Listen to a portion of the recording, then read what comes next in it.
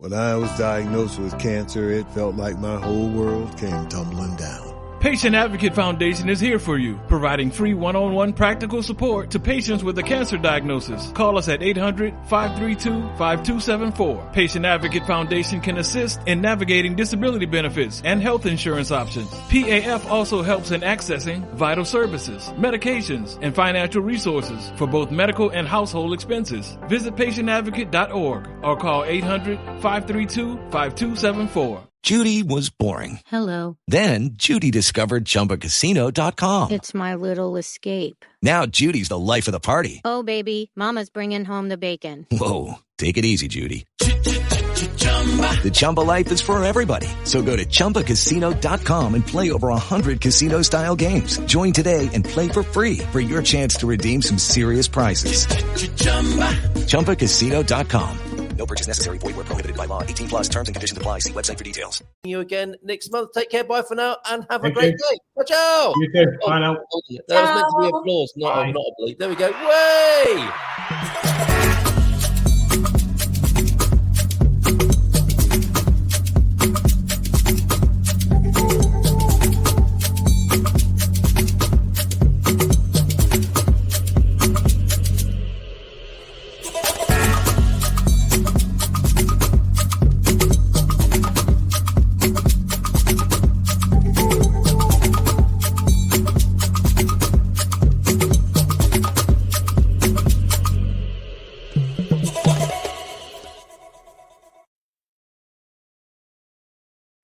I forgot those dad jokes again. Let's go and have a look at those now. I didn't share those with Veronica or Carl. They would have been useful to Carl as a self-proclaimed father there. He would have found these useful for his dad joke arsenal, as it were. I'm not an artist, just a sketchy guy. That's more of a, maybe his little kids wouldn't quite understand that and wouldn't want to know that either. If I could time travel, I would go to bed earlier yesterday. Oh, yes. Very good. And a man was shot today. Sorry to hear this. With a starter's pistol. Police suspect it may be race-related. Okay, thank you very much. Madsen, I forgot to mention as well your event that's coming up. And that would have been, I'm sure, one of these excellent do's where you... Oh, Bob Wenger saw Three Dog Night in 69 and at the Orlando Sports Stadium and Led Zepp 1970 in Tampa, Florida. Wow. Okay, let's see if we can find Madsen's event. Yes, we can. It's a club dance night at the Bistro Bar Latte with DJ Madsen spinning from 10 until 1 in the morning on the 20th of May. Sábado 20 de Mayo. Great stuff there in VRSA at the Bistro Bar Latte. Sorry I didn't mention that earlier. Madison, thank you everybody for being here for the Iberian FM phone-in. We're going to look at some of those Portuguese headlines and see what you think. Bluetooth will not connect for me, or it wouldn't earlier on. Let's see if I can do that now so that we can have you coming in on... I might have to restart my phone so that you can call me on 913-590-303. Not a happy bunny, this phone. I'm going to restart it and see if that helps. Yeah, 913-590-303. Misty morning earlier on the Algarve, but now it's brilliant sunshine. Let's find out about this Algarve beach nomination, shall we? And this will be in the Portugal news this morning. Anything else you want to talk about? You saw the intro to the Iberian FM phone-in. If it's something is grinding your gears, something you want to get off your chest, you know what to do. Call in. It's not a whinge fest. It's not a moan fest. It's just about getting things off your chest so that you can enjoy life to the fullest. A problem aired, a problem shared is a problem halved, and perhaps you can put it behind you and stop being triggered by it, by having it talked about, and having others maybe give you another perspective on it. Is the open-hearted, open-minded phone in with things that you might not hear on other news outlets. Certainly, some of the opinions that are expressed, we're very open-minded here, I think, and very fair in our reception of other people's views. Lawful, they must be, and respectful, they must be here on the Iberian FM phone-in. Algarve nominated for Best Beach Destination then. Let's see what's being said here. I'm sure both Veronica and Victoria will agree with this. I'm pressing the wrong buttons here. Hold on a minute. Bringing Veronica back onto the screen. Algarve nominated then for Best Beach Destination.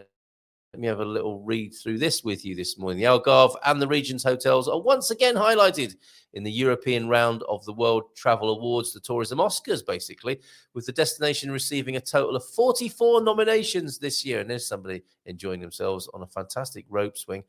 Does look a bit like the Douro, however, in that picture. I wonder where that is, that library photo, as nice as it is. The region is again nominated for the award of Best Beach Destination in Europe after having already been recognised 9 times, but is also up for the Best Sustainable Tourist Destination Europe 2023, a new category of awards that reward excellence in the travel and tourism sector globally. Algarve Tourist Accommodation has 42 nominations in different categories, including Best Beach Hotel, Best Beach Resort, Best Family Resort, Best Lifestyle Resort, or Best Leisure Resort in Europe, no less. Tourism in the Algarve is much more committed to sustainable development, and these nominations result from everyone's awareness of the need to implement good practices and change behaviors to make tourism a viable economic activity in the long term, says the president of Turismo do Algarve, João Fernandes. At the same time, the Algarve is currently perceived as a more cosmopolitan destination compared to its main international competitors. Who would you have down as the Algarve's competitors? Maybe we'll find out in this article. As attested by dozens of nominations from the region's hotels in key categories. In the race for the best sustainable tourist destination in Europe 2023, the Algarve faces, here we go, the Madeira archipelago, the Baden-Württemberg in Germany, Dubrovnik in Croatia, Edinburgh in Scotland, Mallorca in Spain, Pembrokeshire in Wales, and the region of Attica in Greece. There you go. Voting runs until August the 20th. So if you'd like to take part, I will put the link in the chat for you.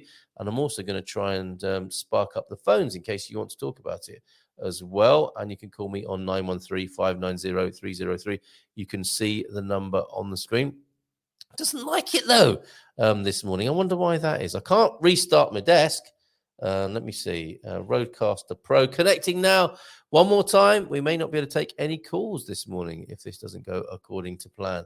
But I think we were nearly there, and then I pressed the wrong button. Don't you hate it when that happens, when you try and do something and then you just see it happen as you press another button and stop it happening yourself? Let's see if it happens again this time. Voting runs then until August the 20th. I will put the link in the chat. And is open to the general public as well as tourism and travel professionals, with the winner announced at the end of September during a gala taking place in Batumi in Georgia. You can call now 913-590-303. Successfully connected on the phone. You don't have to talk about this. You can talk about anything you like as long as you do it legally and respectfully and open to people responding to it in the chat. Paul Rich is going to second that and may well jump on this link now and vote for his beloved Algarve. Go through to the link then that I've just put in the chat, and you can click through. Actually, let me put the specific link. That's the link to the. Well, that's not the end of the world, is it? That is the link to the news article itself. I think that might be the best I can do. Yes, it is. It is. Actually, no, that goes to a 404. You're gonna have to look that up. You're gonna have to longhand type that. Sorry, I can't help you any more than that. Hit that like button, says Antonio F. Good to see you on GMP VIP, Antonio. And let's move on then. Let's stay in the Algarve because I love to hear about the legends that have been part of making tourism in Portugal what it is. You know, the contributors to Portuguese culture. Of course, the legendary Delta leader, Rui Nabeiro, I think his name was, who died recently. His backstory is incredible and well worth a read. Will we find out now about another Portuguese legend with an incredible contribution to the culture, especially down there in Val de Lobo in the Algarve? Let's look to the Portugal resident for this one. And while we're there, we'll have a look at a few of their headlines as well. Former Val de Lobo owner then, Sander van Gelder. Doesn't sound Portuguese necessarily, but it might be like that British guy who was one of the early adopters of travel to the Algarve. I must look into him again. There are these key figures who discovered the Algarve, it would seem, as foreigners. I'm saying, of course, it's very patronising and condescending to say discovering the Algarve because, of course, there were local people there. I'm talking about discovering it as foreigners and attracting other foreigners to come. Okay, so no disrespect intended there. Former Val de Lobo owner Sander van Gelder dying at 85. Let's find out more about this person. Sander van Gelder, Dutch entrepreneur then, as you might have guessed from the name Van Gelder, best known for turning the Algarve's luxury resort Val de Lobo into a success story, passed away last Sunday at the age of 85 back in the Netherlands. Born in 1937, Mr. Van Gelder discovered Val de Lobo himself. It was there already. He chanced upon it during a holiday himself in the mid-1970s. His initial goal was simply to purchase a holiday, but after having recognized the resort's potential, mid-1970s, when some of you were seeing the Rolling Stones, he decided to buy it and move to Portugal in 1977. That's quite amazing, isn't it? Okay, I'm in having a holiday in the Algarve. It's quite nice. I think I'm going to buy it. The place, that is, not just a holiday. At the time, the image of Portugal wasn't famous, as the revolution had shaken the credibility of Portuguese institutions. So this was what? 3 years after the revolution. Good timing for Senor Van Gelder, I think. But although the specialists advised against investing economically in the country, whoops. So experts, professionals who we were urging you to connect with in the last segment didn't come up with the best of advice here, advising against investing economically in Portugal. I decided to take the risk, the entrepreneur told Correio da Manhã over 20 years ago. Amazing. That's a direct quote then from Senor Van Gelder at the time. The image of Portugal wasn't famous, as the revolution had shaken the credibility of Portuguese institutions. But although specialists advised against investing economically in the country, I decided to take a risk. Fantastic. The resort was run under his ownership for the next 30 years, a period, and we've stayed there. We enjoyed our stay there, in which an 18-hole golf course and many facilities, including bars, restaurants, and shops, were built. Val de Lobo went on to thrive, cementing its place in the so-called Golden Triangle, consisting of Vila Moura, Quinta do Lago, and of course Val de Lobo. His work at Val de Lobo was recognized by the Portuguese government, which awarded him a gold medal of touristic merit in 2004. In 2007, Mr. Van Gelder sold Val de Lobo to a group of Portuguese and international investors, including the largest national bank, Caixa Geral de Depósitos, Alda Felipe, presently regional director at Kronos Homes, who worked alongside Mr. Sander Van Gelder for many years, has elaborated on the impact the entrepreneur had on the region as a whole. This is what Alda Felipe said. A truly exceptional person has passed away. We must honor and remember the extraordinary legacy of Mr. Sander Van Gelder, the beloved father that he's referred to as, and visionary behind the Val de Lobo resort for over 30 years. 1977 to 2007, she said. Mr. Van Gelder's dedication, leadership, and entrepreneurial spirit were the driving forces behind the remarkable success of Val de Lobo. With its unparalleled insight, he envisioned a community that seamlessly blended luxury, natural beauty, and a vibrant lifestyle. Truly an inclusion for us, really, in the Expat Hall of Fame, which we started some time ago. For 3 decades, Mr. Van Gelder guided Val de Lobo with unwavering commitment, nurturing its growth and transforming not only the place, but also the entire Algarve region into a world-renowned destination. Alda Felipe added, on a personal level, I had the privilege of working closely with Mr. Van Gelder for many years. All of this happening because he chanced upon a holiday in the Algarve. Amazing, isn't it? And he had an immense impact on my life, continues Alda Felipe, both personally and professionally. He not only served as my mentor, but also challenged me to push beyond my limits, encouraged me to embrace new opportunities, and inspired me to strive for excellence. Together, we shared countless unforgettable moments. The legacy left by Mr. Van Gelder is enormous and will remain forever present in Val de Lobo and in the lives of all those he had the privilege those who had the privilege of crossing his path. Wow, love that. Love to hear the backstory of these places that are now, well, internationally renowned and known, which they weren't, of course, in 1977, if not for his purchase and promotion of the place. And of course, the whole team, his team, Portuguese local community, who will have, of course, played a part in this whole success story, of which he is the pinnacle and will be remembered for. Incredible, great stuff. Let's see what is being said in the chat. Nothing, in fact. Maybe we're just enjoying story time with Carl at the moment, reading from the English-speaking newspapers of Portugal. Let's stay, however, with the Portugal Resident and look at their main article this morning, their headline news on the Portugal Resident. Portugal basks in economic good news, and we'll leave it here today after reading this article. If you want to call in, do so quickly, 913-590 0303 this morning if you want to talk about this or anything else that says piquing your interest, grinding your gears, or getting on your wick. Do let me know. Do come on and talk through it if you wish. This then, the economic good news for Portugal. Revenue from first quarter tourism powers Portugal to fourth place in EU growth this year. We talked a little bit about this yesterday, didn't we? And we'll talk more about it today. And also maybe bring in the fact that we should get used to perhaps tourism remaining not only Portugal's main revenue generator, but is that what's going to happen to most of Europe, do we think? As the wealthier economies, the new middle classes globally, become more and more wealthy, will Europe and the Roman Empire and its residue, the Western civilization of Europe, become a tourist destination for what will become much stronger economies around the world? Is that our fate? Oi, I'm still here, says Doug. And Doug, thank you very much. You mentioned before, I'm glad to hear you're clearly recovering well with your oi from your hospital bed there. Got the link to the YouTube vid. I will play that on the show tomorrow. So make sure you tune in tomorrow, and we'll make sure we tune into that. It's not that easy for me to play something direct from YouTube on the show this morning. So I will do that tomorrow. And thank you for letting me know you're still here. Is this like having hospital radio for you? I suppose it is, isn't it? So yes, the question then is Europe likely to become a massive tourist destination for the rest of the developing and increasingly wealthy world, the BRICS countries, for example? Will it be a holiday resort for the Brazilians, the Russians, the Indians and Chinese coming to Europe to spend all their money that they're amassing as the burgeoning middle classes and wealthier of the world at the moment? Revenue then from the first quarter tourism powers Portugal to fourth place in EU growth this year.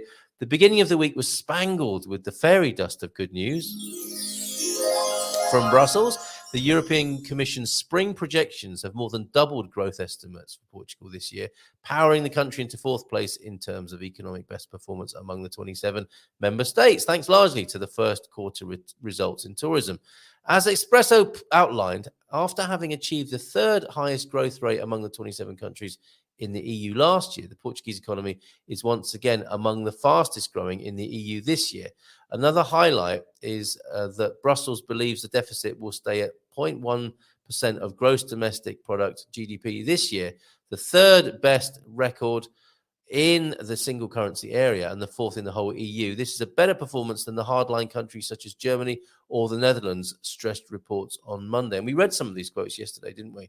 The Prime Minister was full of smiles, warning nonetheless that when we have good news in the economy, it should not make us rest. And he used the bicycle analogy, isn't it? Keep pedaling. People cannot eat statistics, however. Let's see what some of his detractors and political opponents are saying. Thus, while the media sources plugged the government's self-congratulation, the largest party in opposition, the PSD, was reflecting that people cannot eat statistics. Well said. According to PSD parliamentary spokesman Duarte Pacheco, there is a growing gap between the country that Portuguese people feel and the country of statistics. Yes, the country that people feel is experiencing difficulties in health, education, justice, and agriculture. People don't learn with statistics, referring to the hours of education lost this year through teacher strikes. Police use cars, not statistics, to get about, and police cars are off the road because they need to be repaired. We're increasingly two different countries, the one of statistics and the one of reality. Good, hard-hitting stuff from Duarte Pacheco, which I think could apply to many politicians around the world. You cannot eat statistics. This is perhaps a Portuguese quote that will resound around the rest of the world. Yeah, if a brass band had been playing in the background, this was the moment when the music would have come to a juddering halt. Who has ever seen a bicycle collapse when its rider stops pedaling? The bicycle should, in theory, remain intact. The metaphor, however, may have been prophetic. This year's growth is not expected to continue into next year. And I think that's a bit of a commentary from Natasha Don herself, who wrote this yesterday. Okay, so some not happy with the Prime Minister's bicycling analogy. If its user stops pedaling, suggesting it is an exercise bicycle going nowhere, people may expend a lot of energy pedaling. They could end up slimmer and more attractive, he added, but it won't help with day-to-day problems. Sometimes you can take a metaphor too far. A popular tabloid, Correio da Manhã, ran with this angle in a cartoon in its Wednesday edition, depicting a beaming prime minister larger than life with his arms around much smaller compatriots, saying, "Food is more expensive, pensions are low, but I bring you effusive news. The country is going to grow 2.4%. Aren't you all so lucky?"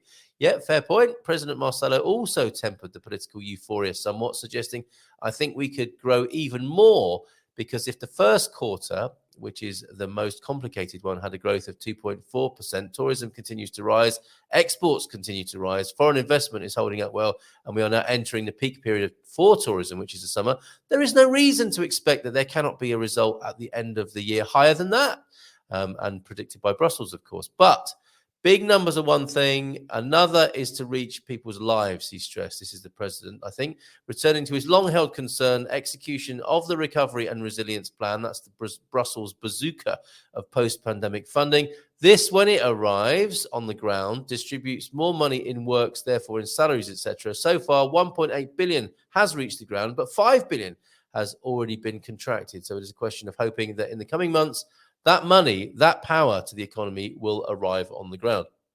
I think that's the president's nudge to Brussels, isn't it? Where's the money? Show me the money, Brussels.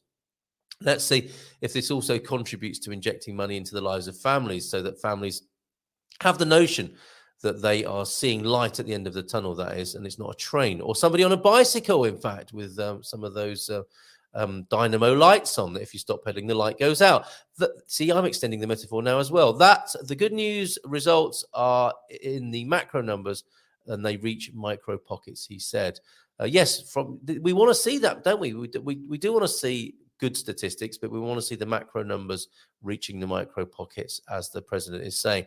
Inflation to remain above 5%, employment to rise above EU average, however. Let's see what Natasha's reporting here.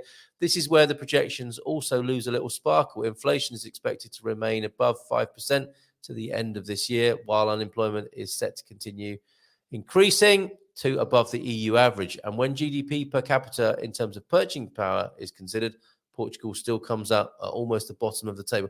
Isn't it amazing that 1 minute you can be third or fourth, and then the next minute you're nearly at the bottom, says Espresso, falling from 21st to 22nd and even being overtaken by Romania.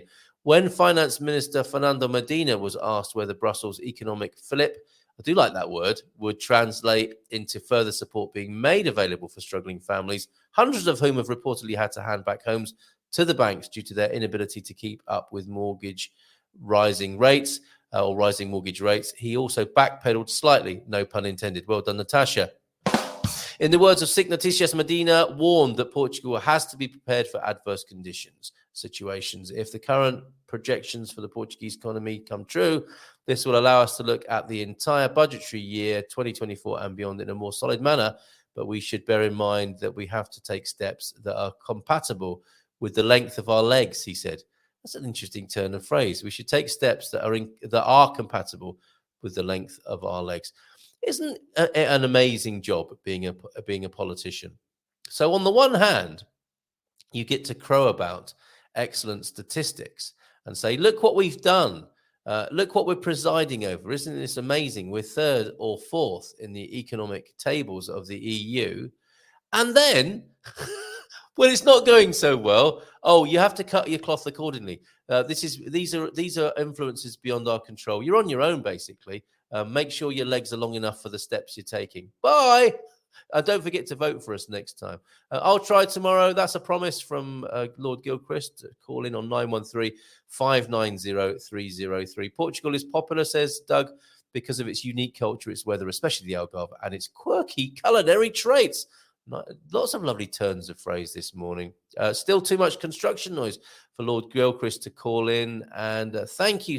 Hoping to talk to you soon. Dan and Bev on the show here. Thank you for keeping us informed. It's absolutely my pleasure here in the morning to do this. And we're happy to take suggestions on topics as well for the Iberian FM phone-in. Seriously, if there's something that you want to talk about, you can do that here, as long as we do it in a legal and respectful way. And it's mine, of course. Another report about, another comment there about why Portugal remains so popular with people. I spoke yesterday, actually, to a wonderful gentleman called Tiago, who represents a company that invests in wine, that helps other people invest in wines. You have a wine portfolio and the wine appreciates over time. You don't get to drink it, unfortunately, Doug. It is an investment vehicle. But it was fascinating what he said. They do have some Portuguese wines, but mainly the wines that seem to be making money over the longer term, and I'm talking about 5 or 10 years, are French and Italian, it doesn't come as a massive surprise that France would be there with its massive production.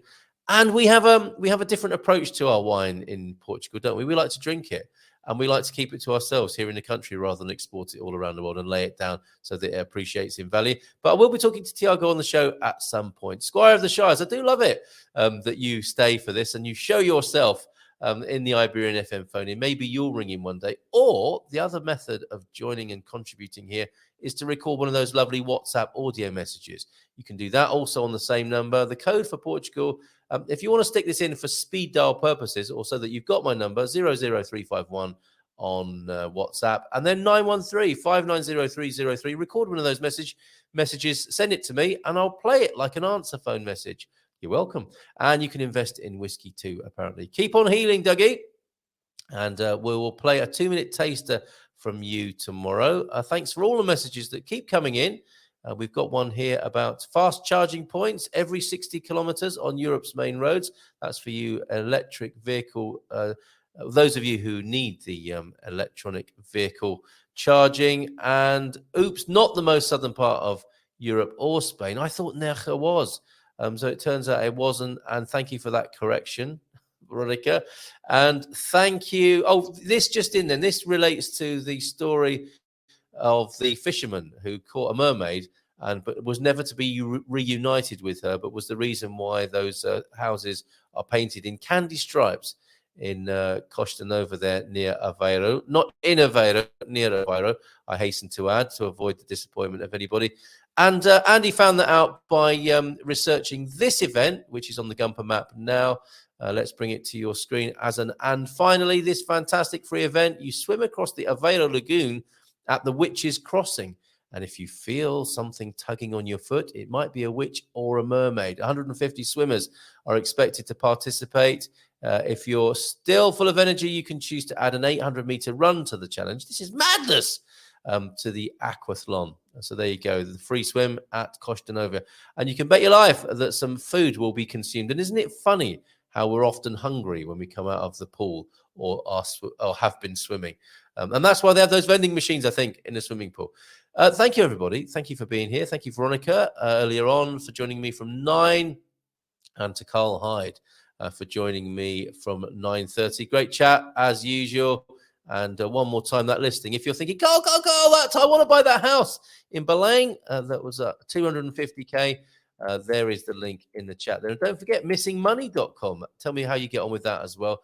And we'll see you again tomorrow for a bit of Feel Good Friday action with Coach Turner and Big Phil. Have a great day. Maybe see you tonight for learning how to bring a vehicle into Portugal with global international relocation. And then, of course, at 9 o'clock, the Dream Team session. Have a really wonderful day. The backdrop's perfect for it. As Dougie says, Portuguese weather, Portuguese food, and Portuguese wine. Have a great day enjoying that, and see you soon.